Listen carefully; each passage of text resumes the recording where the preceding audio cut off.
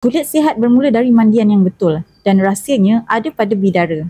Inilah Divinus Aromatherapy Shower Gel dirumus dengan ekstrak daun bidara, limau purut dan bahan botanikal semula jadi untuk bersihkan, rawat dan menenangkan kulit secara saintifik dan aromaterapi. Divinus Bidara Oud menggabungkan daun bidara, limau purut dan serbuk walnut. Ia dapat membersih mendalam sambil menyingkirkan bakteria seperti Staphylococcus aureus dan E. coli.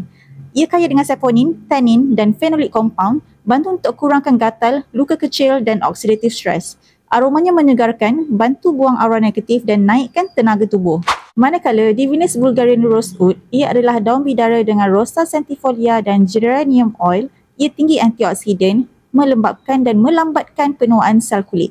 Ia dapat meningkatkan keanjalan kulit melalui fatty acids dan bantu mencerahkan tona kulit secara semula jadi. Aromanya lembut dan menenangkan sistem saraf, bantu kurangkan stres dan mudah tidur. Yang terakhir, Divinus Kenanga Oud. Ia adalah gabungan kenanga, rosemary dan bidara, memberi kesan antioksidan yang tinggi untuk lindungi kulit dari radikal bebas. Kenanga bantu untuk menyeimbangkan minyak semula jadi kulit sesuai untuk kulit berminyak atau kombinasi. Rosemary pula aktif menyokong peredaran darah dan beri kesegaran mental. Aromanya eksotik, tenangkan minda dan kembalikan mood positif. Cara memakainya boleh basahkan badan, sapu gel dan urut lembut secara bulatan, fokus di bahagian kasar seperti siku dan lutut, bilas bersih dan nikmati wangian aromaterapi yang kekal lama.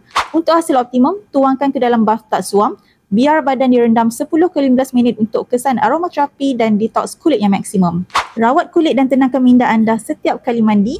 Pilih aura anda hari ini. Divinus Aromatherapy Shower Gel Spa Therapy di dalam botol. Dapatkan di Farmasi Kaisar.